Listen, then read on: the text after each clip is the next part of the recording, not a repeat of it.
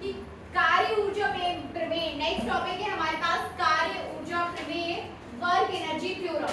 तो इसको स्टार्ट करने के पहले फिर से आप लोगों को वो बात रिपीट कर देना चाहती हूँ कि आप अपने हिसाब से छुट्टियां ना लिया करें, ठीक है ना। आपके लिए पर्याप्त सरकार ने छुट्टियां दी हैं। आपको एक दिन दिया गया था रक्षाबंधन मनाने के लिए, आपको उसी दिन रक्षाबंधन मनाना है और वापस अपने काम पर लौट आना है, ठीक है ना। आप अपने लिए पढ़ाई नहीं कर रहे हैं, आप किस के लिए पढ़ाई कर रहे हो? देश के लिए, परिवार के लिए, परिवार के लिए, समाज के लिए, ठीक है ना। जितनी छुट्टियां जरूरी है उतनी पर्याप्त छुट्टियां आपको दी जा रही है, उससे ज्यादा हमें छुट्टियों की आवश्यकता नहीं है, ठीक है। चलिए, कार्य ऊर्जा प्रमेय वर्क एनर्जी थ्योरम। अच्छा ये बताइए कार्य किसे कहते हैं? कार्य आपको यहाँ पे डिफाइन करना है, कार्य को या फिर वर्क को, ठीक है ना। आप मुझे बताएंगे वर्क क्या है और आप ही मुझे बताएंगे ऊर्जा क्या है, ऊर्जा या फिर एनर्जी, ऊर्जा या फिर एनर्जी। तो कार्य को डिफाइन करिए और ऊर्जा को जल्दी करिए। ऊर्जा किसे कहते हैं? कार्य करने की क्षमता ऊर्जा है, मतलब आप जितना काम करोगे ऊर्जा भी उतनी ही क्या होगी? नष्ट होगी, ठीक है ना। आप सोचिए कि आपने कार्य बराबर होता है बल गुणा विस्थापन, ठीक है ना। बल गुणा विस्थापन F dx, कार्य को सूत्र क्या हो जाता है? F dx। कार्य का मात्रक क्या है? जूल। कार्य का मात्रक जूल है। आपसे मैं बोलूं कि आपने टोटल 10, आपके पास टोटल 10 जूल एनर्जी है। कितनी एनर्जी है? 10 जूल। सपोज कि आपके पास टोटल 10 जूल एनर्जी है, मैं आपको कोई काम करने के लिए दे रही हूँ, ठीक ना। उसमें समझ लीजिए कि आपकी दो जूल एनर्जी क्या है? खर्च हो गई। Is that clear? कितनी एनर्जी खर्च हो गई? 2 जूल। समझ रहे ना? आपके पास कुल कितनी एनर्जी है? 10 जूल एनर्जी। आपने कितनी खर्च कर दी? 2 जूल। तो वर्क में से ही, मतलब जो आपके पास ऑलरेडी रिजर्व थी उसी में से ही आपने खर्च की। इज दैट क्लियर ना? उतनी ही आपने क्या की है? खर्च की है। ये खर्च वाला आ जाएगा, मतलब ये 10, तो 10 - 2 8 कैसे आएगा आपका? 10 आपके पास ऑलरेडी थी, 10, तो 10 - 2, ठीक है ना। सीधी बात ये है कि यहाँ पर आपको ये सिद्ध करना है कि वस्तु द्वारा किया गया कार्य उसमें खर्च की गई ऊर्जा के बराबर होता है या कमी के बराबर होता है। Is that clear? आप कोई काम करने जा रहे हो, आपने कुछ काम किया, कुछ ऊर्जा आपकी क्या होगी? नष्ट होगी, ठीक है ना। तो वस्तु द्वारा किया गया कार्य, वस्तु द्वारा किया गया कार्य उसमें गतिज ऊर्जा या स्थितिज ऊर्जा में कमी के बराबर होता है। जो रिजर्व है वो तो रिजर्व है ही, लेकिन आप उतना काम करोगे, है ना, जितना ऊर्जा में कमी आएगी। नहीं समझ में आया? फिर से देखिए, मैं अभी रिजर्व हूँ, कोई प्रॉब्लम नहीं, मैं बैठी हुई हूँ। Is that clear? ठीक है ना। फिर इसके बाद मुझे कोई काम दिया जा रहा है। यदि मैं कोई काम करती हूँ तो आपको उसका वैल्यूएशन करना है कि मैंने कितना काम किया। मैं उतना ही काम करूंगी जितना मैं ऊर्जा में खर्च करूंगी। सीधा बात है कि ऊर्जा खर्च करना ही काम है, ठीक है ना। ऊर्जा में कमी किए गए काम के बराबर होती है, ऊर्जा में कमी किए गए काम के बराबर होती है। किरण मोदी फिर से देखिए, अभी आप बैठे हुए हो, आपकी सारी की सारी, आप कोई काम नहीं कर रहे हो, तब आपकी एनर्जी जितनी है सब कंजर्व है, ठीक ना। अब मैं आपसे लिखने के लिए बोलूं, ठीक ना, इसका मतलब क्या है कि आप कोई काम करने जा रहे हो, ठीक ना। इसका मतलब क्या है? आप कोई काम करने जा रहे हो, तो आपकी एनर्जी जो रिजर्व थी उसमें से कुछ कमी होगी, होगी ना। तो वो जो कमी है वो किए गए काम के बराबर है, ठीक है ना। वो कमी किसके बराबर होगी? किए गए काम के बराबर। ये है आपके पास कार्य ऊर्जा प्रमेय। समझ आया? आपके अंदर जो कमी आ रही है, धीरे धीरे ऊर्जा का जो क्षय हो रहा है, वो किसके बराबर हो जाएगा? किए गए कार्य के बराबर। नोट करिए, हेडिंग कीजिए सबसे पहले कार्य ऊर्जा प्रमेय।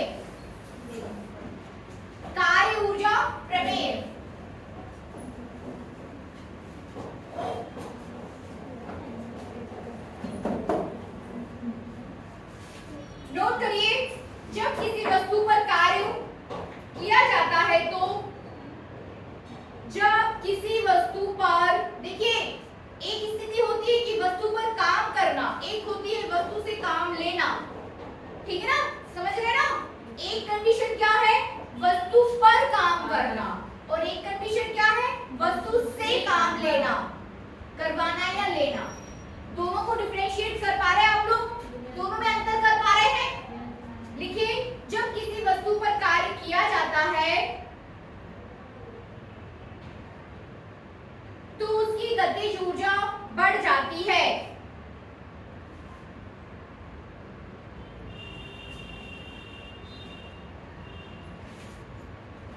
ठीक है ना, जब किसी वस्तु पर कार्य किया जाता है तो उसकी गतिज ऊर्जा बढ़ जाती है। वस्तु पर काम करने से गतिज ऊर्जा क्या होगी, बढ़ जाती है। तथा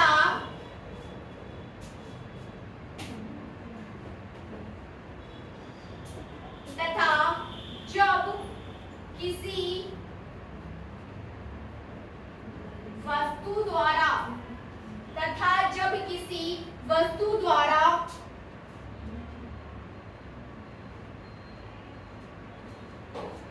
कार्य किया जाता है, वस्तु द्वारा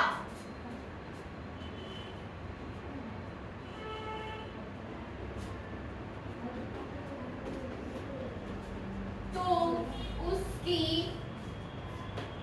गतिज ऊर्जा क्या हो जाएगी, घट जाती है।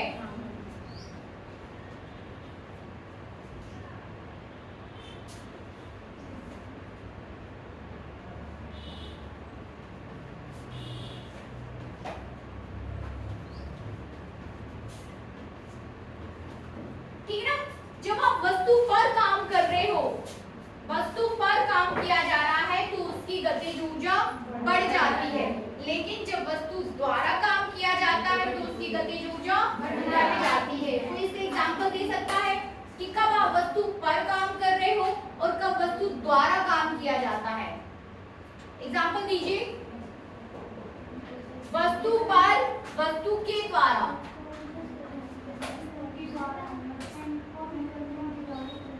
हाँ ये तो वस्तु के द्वारा, वस्तु पर काम कर रहे हैं, ठीक है, वस्तु पर काम। लेकिन वस्तु द्वारा, जब आप वस्तु पर काम कर रहे हैं, ऐसा उदाहरण दीजिए। फॉर एग्जांपल, आपके पास गैस सिलेंडर है, क्या है, गैस सिलेंडर, ठीक है ना, आपने उसको क्या किया, दबा दिया तो वो दब गया। उसके अंदर की गैस को प्रेशराइज करके आपने क्या किया, उसको दबा दिया तो गैस सिलेंडर क्या है, दब गया। इस कंडीशन में आप उस पर काम कर रहे हो, आपने दबा के छोड़ दिया। इसके बाद क्या होता है, गैस जो है फिर बाहर की तरफ दबाव डालेगी। तो अब इस स्थिति में क्या होगा, ये गैस सिलेंडर है, यहाँ पर आप इसको प्रेशर दे रहे हो तो गैस जो है नीचे की तरफ क्या है, दब जाएगी। नीचे की तरफ उस पर आप दाब डाल रहे हो तो नीचे की तरफ क्या है, दब जाएगी। ये कंडीशन है वस्तु पर काम करना, ठीक है ना। फिर जब आप इसको छोड़ दोगे तब क्या होगा, ये गैस अपने आप ऊपर जाने की कोशिश करेगी और इस पिस्टन पर क्या डालेगी, दबाव डालेगी, तो पिस्टन जो है बाहर की तरफ जाएगा। तो ये वाली कंडीशन क्या है, वस्तु पर काम करने की, और ये वाली कंडीशन क्या है, वस्तु द्वारा काम कराने की। एक बार आप गैस पर काम कर रहे हो, आप दबा रहे हो उसको, और दूसरी बार क्या हो रहा है, गैस पिस्टन पर या उसके तल पर खुद दाब डाल के पिस्टन को बाहर की तरफ धकेल रही है, ठीक है ना। तो एक कंडीशन आपकी किसकी है, वस्तु पर काम करने की, और दूसरी कंडीशन क्या है, वस्तु के द्वारा काम कराने की। बनेगा, ये हमेशा कंफ्यूज रहती है, किरण समझ नहीं आया। अच्छा ये बताइए, एक बार इस स्प्रिंग को आपने दबा दिया,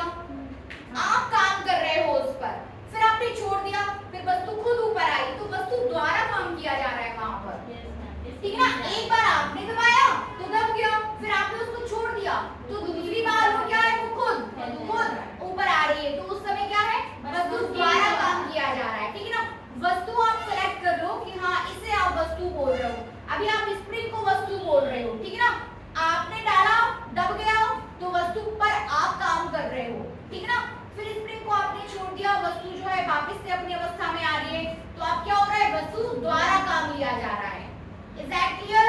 वस्तु पर वस्तु द्वारा, कॉन्सेप्ट यहाँ पर क्लियर कर लो। जब आप वस्तु पर काम करोगे तो गतिज ऊर्जा उसकी या उसकी एनर्जी बढ़ जाएगी। आप उसको एनर्जी दे रहे हो, लेकिन जब वस्तु खुद काम करेगी तो उसकी एनर्जी क्या होगी? घटेगी।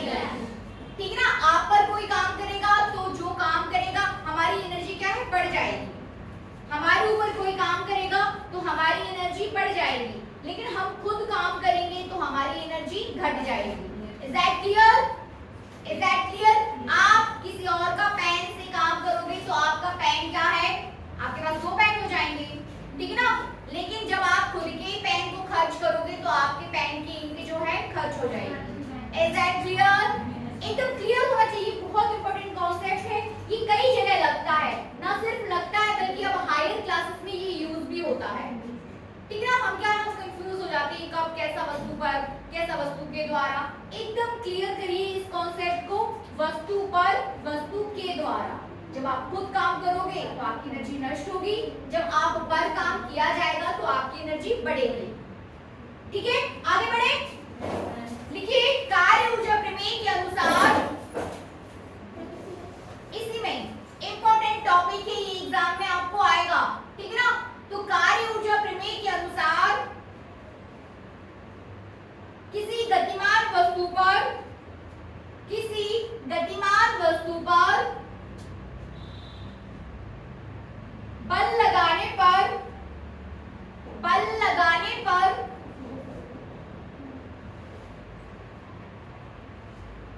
बल लगाने पर, कॉमा लगाइए, बल द्वारा किया गया कार्य, किसी गतिमान वस्तु पर बल लगाने पर, बल द्वारा किया गया कार्य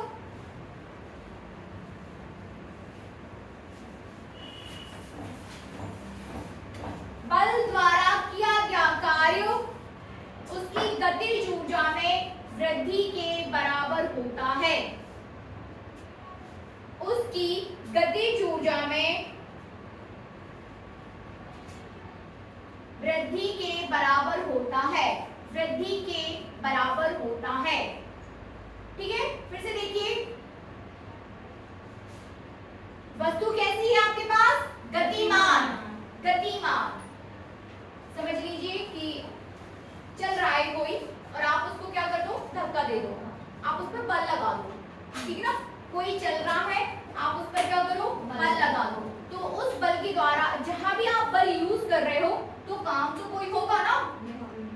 ठीक है ना? यदि आपने बल लगाया है तो काम होगा। किन्हीं कंडीशंस में कार्य 0 भी होता है, वो अलग कंडीशंस है। लेकिन अभी आपके द्वारा जो बल लगाया जा रहा है उस पर, उसके द्वारा, उस बल के द्वारा कोई ना कोई कार्य किया जाएगा। ठीक है ना? तो वो कार्य किसमें कमी के बराबर होगा? उसमें गतिज ऊर्जा में वृद्धि के बराबर होगा। ठीक है ना? गतिज ऊर्जा में वृद्धि के बराबर होगा। इसका मतलब ये है कि यदि किसी मूविंग कंडीशन में यदि किसी ऑब्जेक्ट पर आप काम कर रहे हो तो उसकी गतिज ऊर्जा बढ़ जाती है। ठीक है ना? गतिज ऊर्जा क्या है? बढ़ जाती है और किया गया कार्य गतिज ऊर्जा में वृद्धि के बराबर होता है, उस बल द्वारा किया गया कार्य। ठीक है ना? ये ऑब्जेक्ट है, मूविंग है, v वेग से गतिमान है, मूविंग है, इस पर आपने कोई फोर्स लगाया, इस फोर्स के द्वारा किया गया कार्य इसमें गतिज ऊर्जा में वृद्धि के बराबर होगा। It means W equals to energy. ठीक है ना? गतिज ऊर्जा में वृद्धि के बराबर होगा। कब? जबकि आपके पास जो वस्तु है गतिमान स्थिति में। ठीक है ना? इसका जस्ट अपोजिट लिखिए। ठीक इसी प्रकार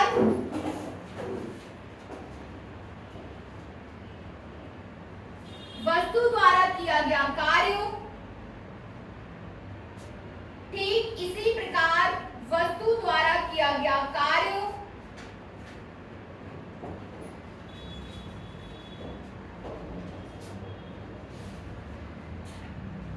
उसकी गतिज ऊर्जा में कमी के बराबर होता है। उसकी गतिज ऊर्जा में कमी के बराबर होता है।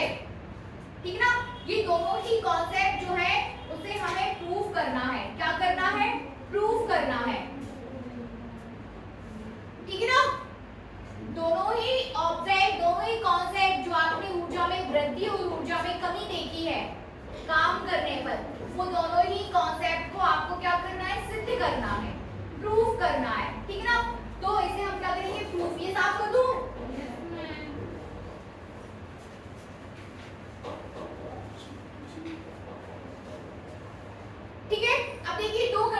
फोर्स हैं।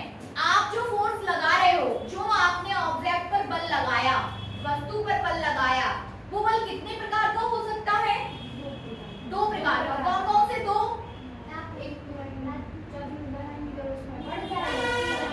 हम बल के प्रकार पूछ रहे हैं। बल के प्रकार, आपने किसी ऑब्जेक्ट पर आप काम कर रहे हो, आप फोर्स अप्लाई करा रहे हो वहां पर, तो जो फोर्स है वो कितने प्रकार का हो सकता है?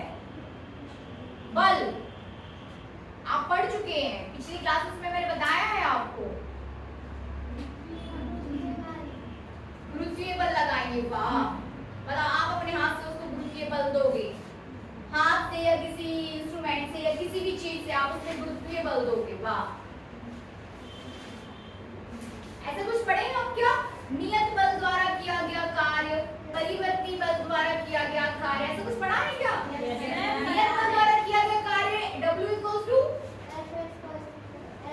F/dx, ठीक ना?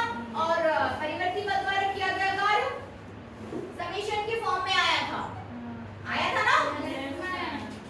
ठीक है ना? तो जब आप कोई बल लगा रहे हो वहां पर, तो वो बल दो प्रकार का है। चलिए बातचीत नहीं, अप्लाइड फोर्स यहाँ पर दो प्रकार से हो जाता है। एक तो हो जाएगा कौन सा? नियत बल, जो नियत बल, एक हो जाएगा आपके पास नियत बल द्वारा और दूसरा हो जाएगा परिवर्ती बल द्वारा, ठीक है ना? तो बस आपको यहाँ पे क्या करना है? प्रूफ करना है वही कॉन्सेप्ट जो आपने लिखा है, और ये आप दो पार्ट में या दो बार, एक बार नियत बल के लिए और दूसरी बार परिवर्ती बल के लिए, ठीक ना? तो हेडिंग हो जाएगी हमारे पास नियत बल के लिए।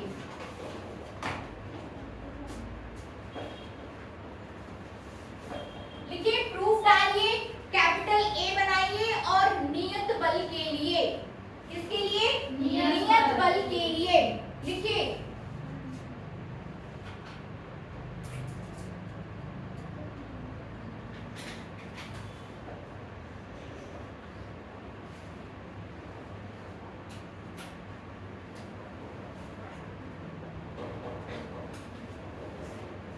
लिखिए, माना कोई वस्तु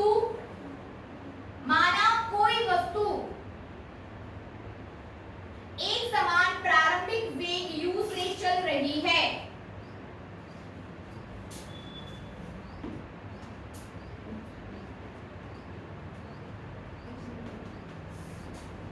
क्या है प्रारंभिक वेग? u, ठीक है ना? तो माना कोई वस्तु एक समान प्रारंभिक वेग u से चल रही है। आगे लिखिए, उस पर चलने की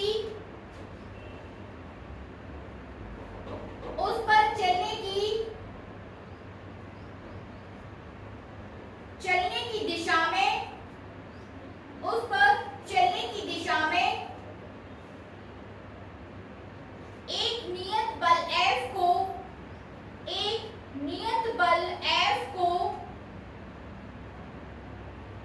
समय t तक लगाकर, नियत बल F को समय t तक लगाकर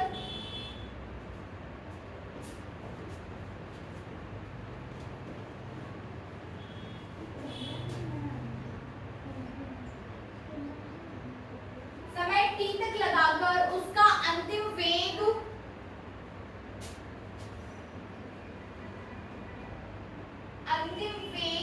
v कर दिया जाता है।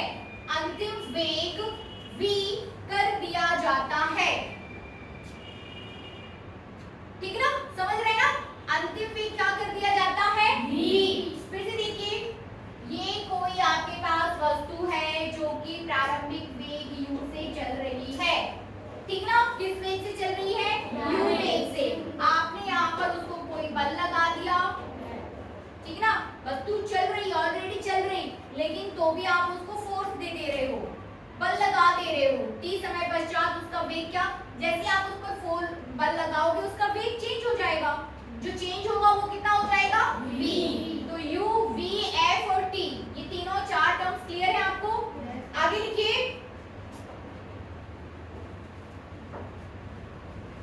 माना इस समय में वस्तु द्वारा,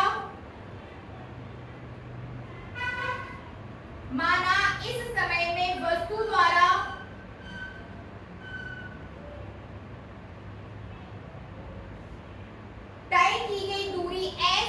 तो माना इस समय में वस्तु द्वारा तय की गई दूरी s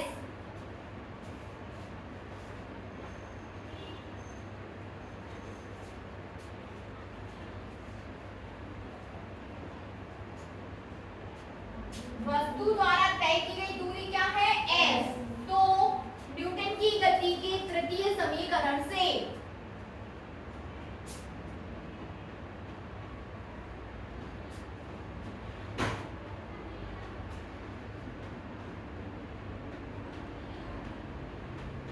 कौन से समीकरण से? तृतीय समीकरण से। न्यूटन की गति का तीसरा समीकरण बताइए। सबको पता है? नीता आपको पता है? बताइए।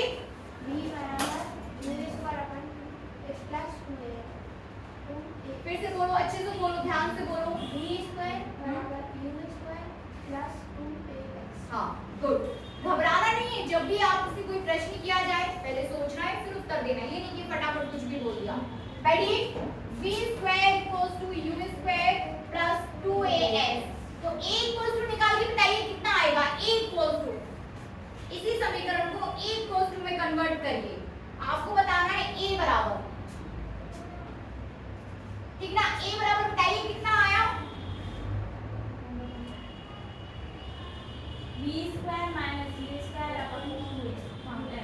रीता आपका आया कितना आया? आप कर दो पक्षांतर। रामू आ गया? और आपका, आपके बाजू में जो है क्या नाम है इनका? खुशी बन रहा है, ठीक ना। कितना हो जाएगा? v²